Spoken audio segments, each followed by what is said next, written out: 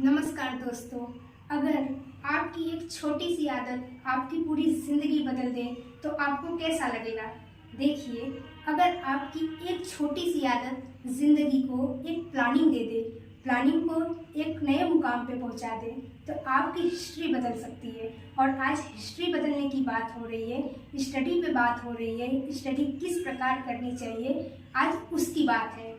और इसके साथ साथ हम ये भी समझेंगे कि स्टडी को हम किस प्लानिंग वे में करें ताकि हमारा इफेक्टिव लर्निंग हो, यानी कि लर्निंग का एक इफेक्टिव मेजरमेंट है।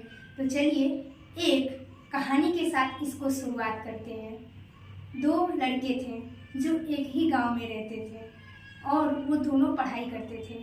पढ़ाई के समय में एक लड़का तो बहुत ब्रिलियंट था और वो बहुत आगे आगे पढ़ाई करता गया और आगे आगे लाइफ में निकलता गया। लेकिन जो दूसरा वाला लड़का था वो बहुत कम पढ़ता था और सोचता था कि मेरा रिजल्ट बहुत अच्छा है। वो रिजल्ट पे ज़्यादा जोर देता था, पढ़ाई पे नहीं देता था। समय और आगे बढ़ा और उसको इस एक गुरु ने एक संदेश दिया कि बेटा आप क्या कर रहे हो। तो उस लड़के ने जवाब दिया कि गुरुजी, मैं अपने आप को बहुत इफेक्टिव बना रहा हूँ, मेरा नंबर अच्छा है, इसलिए मैं दिन रात एक ही बात को सोच रहा हूँ, मुझे क्या करना चाहिए गुरुजी। तो गुरुजी ने उनको बताया कि चलो मैं आपको एक एग्जाम्पल के माध्यम से समझाता हूँ। एक दो मटके हैं, एक में पानी भरा हुआ है और दूसरे मटके में भी पानी है, लेकिन दूसरा जो मटका है उसमें कहीं छेद है और उस छेद में से क्या हो रहा है, पानी एक एक एक एक बूंद करके गिरता जा रहा है। तो अब मुझे ये बताओ कि दोनों में से इफेक्टिव कौन होगा। तो लड़के ने तुरंत जवाब दिया।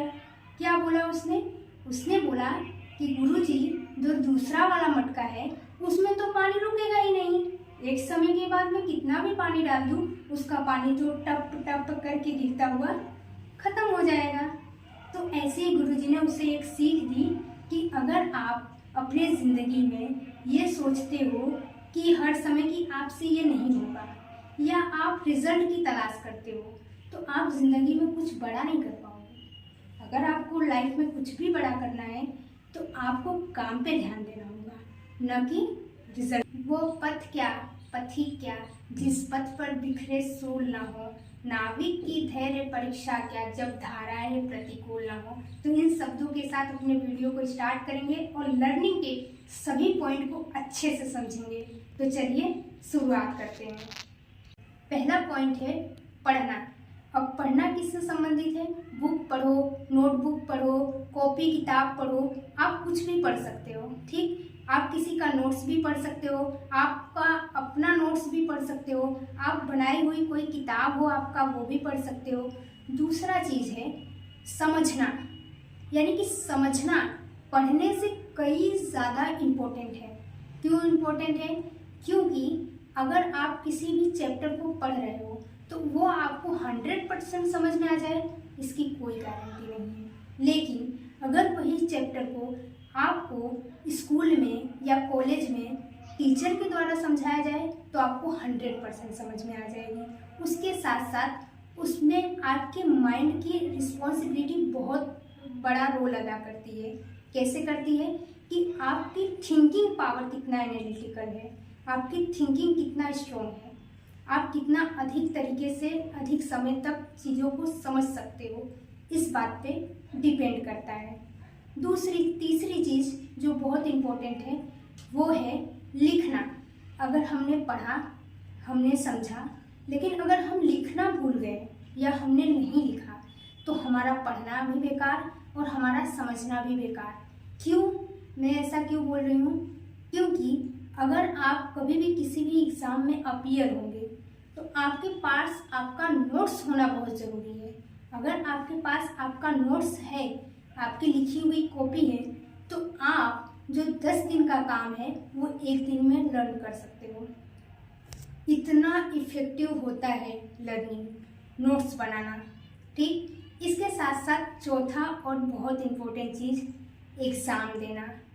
कि अगर आपने पढ़ा, लिखा, समझा, सब किया और आपने एग्ज़ाम नहीं दिया तो आपका ये तीनों प्रोसेस ज़ीरो है, यानी कि इन तीनों प्रोसेस का कोई काम नहीं है। ठीक, इसके साथ साथ और एक पॉइंट आगे बढ़ते हैं, रिजल्ट। अगर आपने पढ़ा, लिखा, समझा और एग्ज़ाम दिया और ढंग से नहीं किया तो रिजल्ट हमेशा ज़ीरो आएगा। रिजल्ट हमेशा ज़ीरो आएगा। इसका वजह क्या है कि आपने ढंग से नहीं पढ़ा, आपने ढंग से नहीं समझा, आपने ढंग से नहीं सीखा। तो इसलिए इन सब चीज़ को बंच बनाने के लिए रूल नंबर 1 कि आपको रिवीजन करना पड़ेगा। रिवीजन किस मोड पे मैम? रिवीजन इस मोड पे होना चाहिए कि रेगुलर रिवीजन हो। आज आपने पढ़ा जो, उसको शाम को रिवीजन करके सो, फिर सुबह उठो तो उसको एक बार देखो, फिर इसके बाद दूसरी चीज़ पढ़ो दिन भर में, फिर उसको शाम को रिवीजन करो और सुबह उठ के उसको देखो। विजुलाइज करो। आप ये सोचो कि मैंने जो भी पढ़ा है वो क्या मेरे तरीके से काम आ रहा है, क्या मैं उसे लिख पा रहा हूँ, क्या मैं उसे समझ पा रहा हूँ। अगर आप लिख पा रहे हो, समझ पा रहे हो, सीख पा रहे हो तो आपका 100% ये आपका जो काम आपने किया है वो आपको फ़ायदा देगा।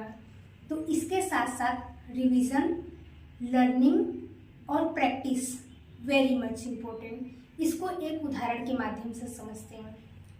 सबसे पहले अगर आपने रिवीजन 100 किया, ठीक है, आपने 100% रिवीजन किया, आपने 100% प्रैक्टिस किया, आपने 100% सब याद किया, बढ़िया तरीके से लर्निंग की और आप क्या किए, एग्ज़ाम में गए तो आपको उसका रिजल्ट भी 100% आएगा।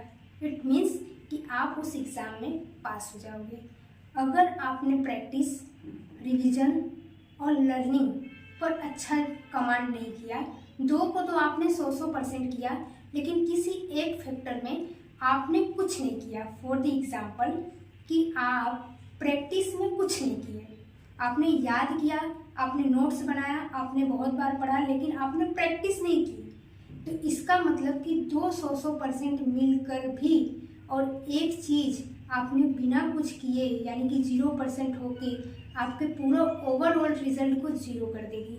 तो आपको प्रैक्टिस करना है लगातार वे में। लगातार कंसिस्टेंसी जो होता है वही एक सक्सेस का मार्ग होता है। तो चलिए इसी के साथ इस वीडियो को ख़त्म कर